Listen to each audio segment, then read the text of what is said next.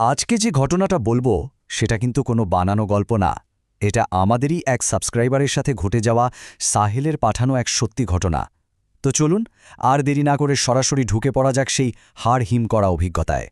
একটা ঘুম পাড়ানি গান, ছোটবেলায় যেটা শুনলে আমরা নিশ্চিন্তে ঘুমিয়ে পড়তাম। কিন্তু ভাবুন তো একবার, সেই মিষ্টি সুরটাই যদি কারো জীবনের সবচেয়ে বড় আতঙ্কের কারণ হয়ে দাঁড়ায়। হ্যাঁ, এই অদ্ভুত প্রশ্নটা দিয়েই শুরু হচ্ছে আজকের এই কাহিনী।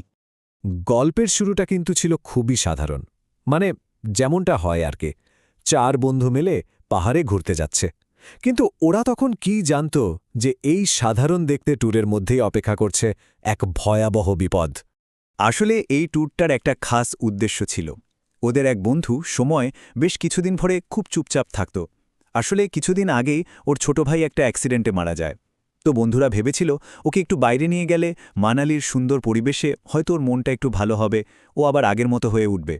ওরা যখন হোটেলে পৌঁছল তখন রিসেপশনিস্ট ওদের একটা অদ্ভুত কথা বলে যে চেষ্টা করবেন সন্ধে 6টার আগে রোটাং থেকে ফিরে আসতে, কারণ রোটাং কথার মানেই হল লাশের উপত্যকা। স্বাভাবিকভাবেই বন্ধুরা তো এসব শুনে হেসেই উড়িয়ে দিল, ভাবল এগুলো সব স্থানীয় কুসংস্কার। কিন্তু ওরা ঘুণাক্ষরেও টের পায়নি যে এই নিরীহ দেখতে ওয়ার্নিংটাই ওদের জন্য কতটা সত্যি হতে চলেছে।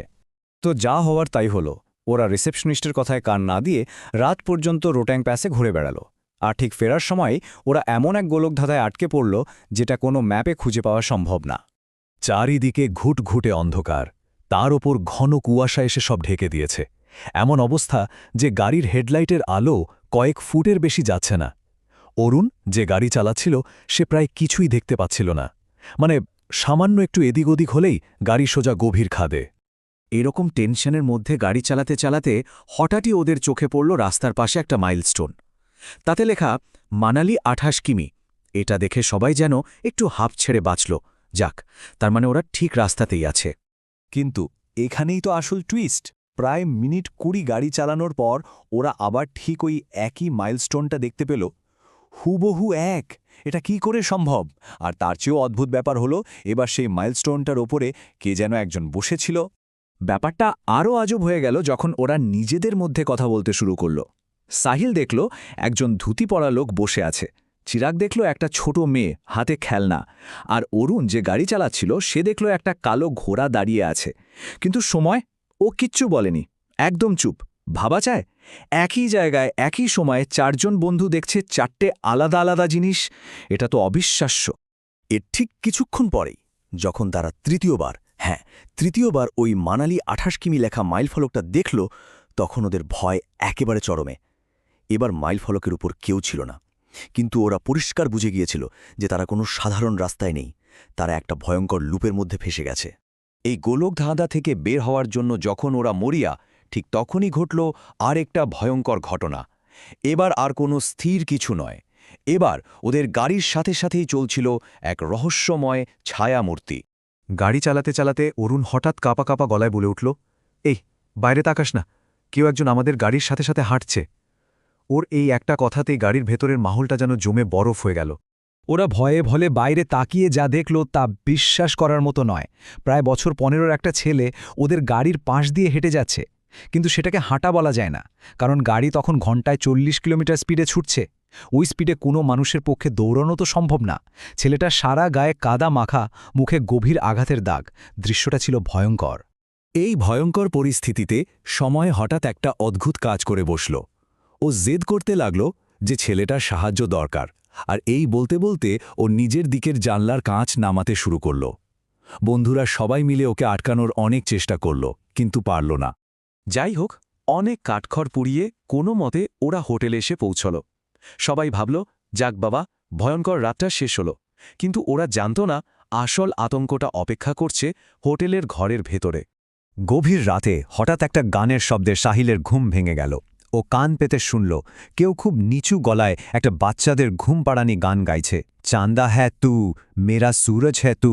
সাহিল উঠে বসে যা দেখল তাতে ওর গায়ের রক্ত জল হয়ে গেল। ও দেখল সময় বিছানায় নেই।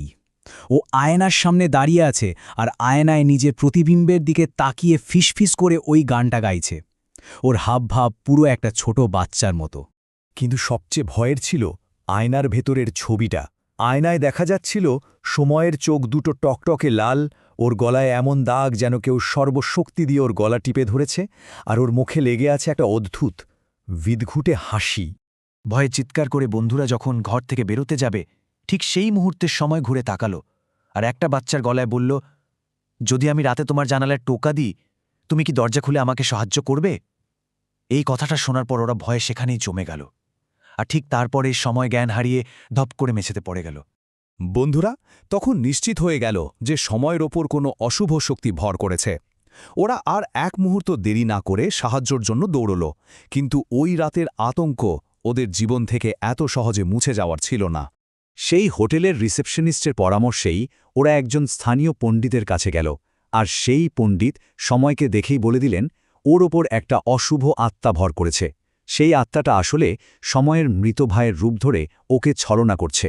পণ্ডিতজি এরপর কিছু পূজা আর ঝাড়ফুঁক করেন, আর সেই ক্রিয়াকর্ম শেষ হওয়ার পরেই সময় হঠাৎ করে প্রচণ্ড বমি করতে শুরু করে, আর ওর মুখ থেকে বেরিয়ে আসে অদ্ভুত কালো রঙের ঘন একটা তরল পদার্থ।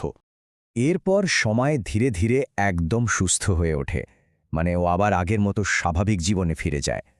কিন্তু ওর বন্ধু সাহেল, যে এই পুরো ঘটনার সাক্ষী ছিল, সে আর কোনোদিন ওই রাতের আতঙ্ক থেকে বেরোতে পারেনি। সময়কে হয়তো সেই অশুভ আত্মাটা ছেড়ে চলে গিয়েছিল, কিন্তু ওই রাতের স্মৃতি, বিশেষ করে ওই ঘুমপাড়ানি গানটা সাহিলের মনে আর মননে চিরকালের জন্য গেঁথে যায়। এই ঘটনাটা শেষে একটা প্রশ্ন রেখে যায়, তাই না? যে একটা ভয়ঙ্কর স্মৃতি কি মাঝে মাঝে একটা জলজান্ত ভূতের চেয়েও বেশি ভয়ঙ্কর হয়ে উঠতে পারে?